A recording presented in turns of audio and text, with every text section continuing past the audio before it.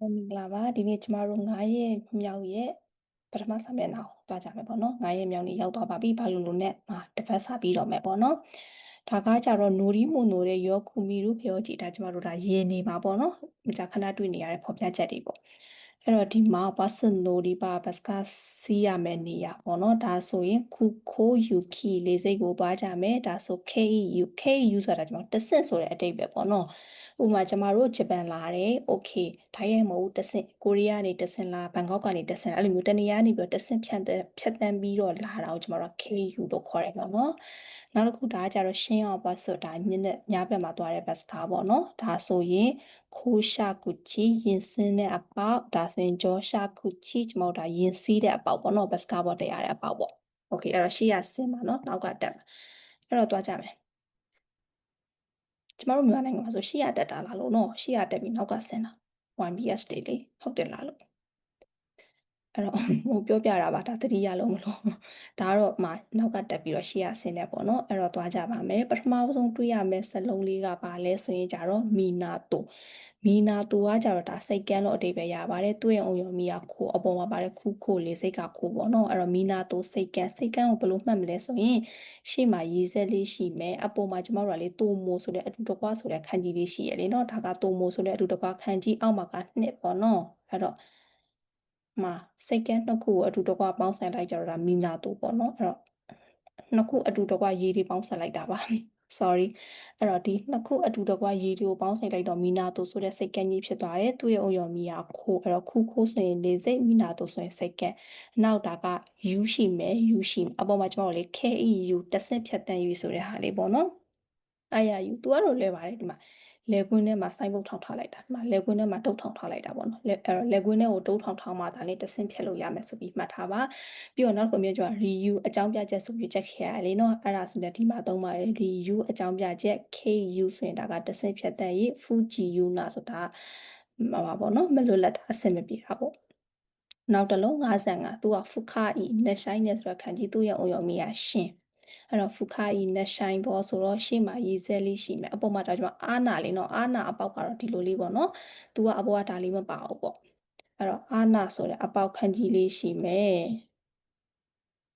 အဲ့တော့ပြီးတော့အောက်ကပါလဲဆိုခိဆိုတဲ့သူကတစ်ပင်ခန်းကြီးလေးရှိရလေနော်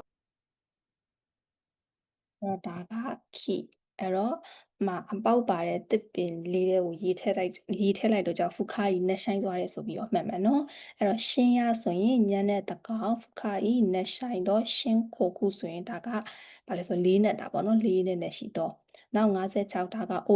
OD လူဆိုရင်ကျမတို့ကဆင်းမယ် O လူစုဆိုရင်ချမယ်ဖူလူဆိုရင်ရွာမယ်အမေကဖူလူမူရသည်ဆိုတဲ့ဟာလေးနော်သူရဲ့အုံရောမီကခိုးအဲ့တော့ကျမတို့ဆင်းကြမယ်အဲ့တော့ B လေးရှိမယ်အဲ့တော့ဒီနောက်ကဒါကဘာလဲဆိုတာဒီမှာခက်ခုအသီးသီးရဲ့ခန်းကြီးလေးပေါ့နော်ဒီမှာခက်ခုအသီးသီးဆိုတာကဒီလိုလေးကွယ်ဒါခက်ခုအသီးသီးအဲ့တော့အသီးသီးရဲ့ခန်းကြီးအပိုင်းလေးရှိမယ်အောက်ကဒါတိုးရှိ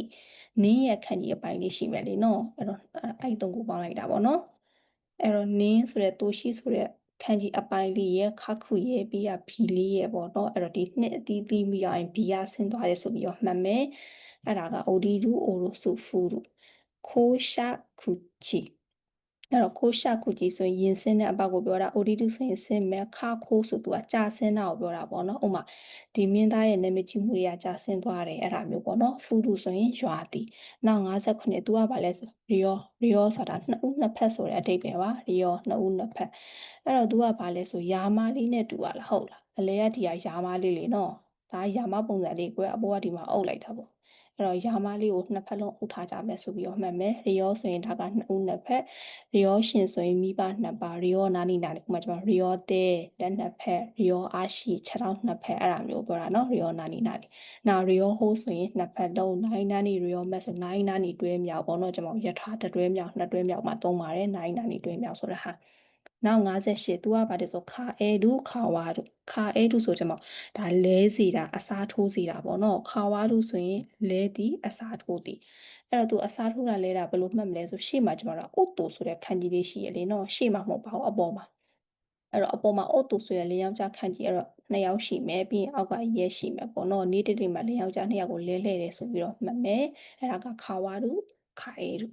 နောက်လျောကအဲဆိုရင်ငွေလဲလဲသည်ပေါ့နော်ငွေလဲလဲခြင်းခါဝါဆက်ဆိုငွေလွှဲနှုန်းငွေလဲနှုန်းကိုပြောတာပါဥပမာကျတော့လျောကအဲဆိုဟဲ့ဒါကျမတို့ယန်းနဲ့ဒေါ်လာနဲ့ဖြစ်ဖြစ်လဲလိုက်တယ်ပေါ့နော်လဲလိုက်အမယန်း1000ဖို့ဖြစ်ဒေါ်လာ1000ဖို့ဖြစ်ဟိုဘက်ဒီဘက်အဲ့လိုမျိုးလဲလိုက်တယ်ပေါ့နော်လျောကအဲငွေလဲတယ်မှာဒါမှမဟုတ်လည်းကျမတို့ယန်းနဲ့မြန်မာငွေနဲ့လဲတယ်ပေါ့ဟဲ့ဒီမှာယန်း1000ဖို့မြန်မာငွေ1000ဖို့လဲတယ်အဲ့ဒါမျိုးတွေပေါ့နောက်ခါဝါစစ်ဆိုကြောင့်ကငွေလဲနှုန်းကိုပြောတာလေနော်မှာယန်း1ယန်းဆိုရင်မြန်မာငွေဘယ်လောက်ရှိလဲတို့$1ဆိုရင်မြန်မာငွေဘယ်လောက်ရှိလဲအဲ့ဒါမျိုးပြောတာပေါ့နော်နောက်ခီကာအဲဒူဆိုရင်ဒါကအဝတ်အစားလဲတာအောက်ဆုံးတစ်ခု59သူကဘာလဲဆိုရင်ချင်းသူကဘယ်မှာပါတဲ့ချင်းလဲဆိုတော့ကျွန်တော်အမြဲရချင်းအိမ်ငါးကဆိုပြီးချက်ခဲ့ရလေနော် N5 မှာကအဲ့မှာပါတဲ့ချင်းမှာရချင်းအိမ်လာက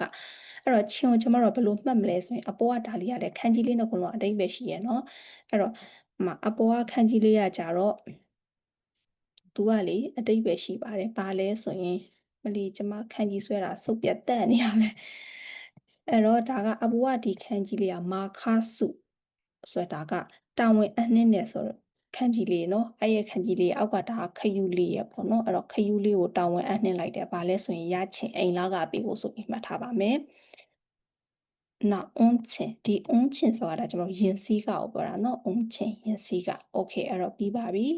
9ရက်မြောက်ရက်ပထမစာမျက်နှာပြီးသွားပြီပေါ့နော်အောက်မှာဒီမှာဒီချိတ်ကလီဖို့ရှိပါတယ်အဲ့တော့အမားမှန်လေးတွေပြီးကြည့်ပါဖြည့်ကြည့်ပါဒီနေ့ကတော့ဒီလောက်ပါပဲနောက်စာမျက်နှာမှာပြန်လည်တွေ့ပါမယ်နော်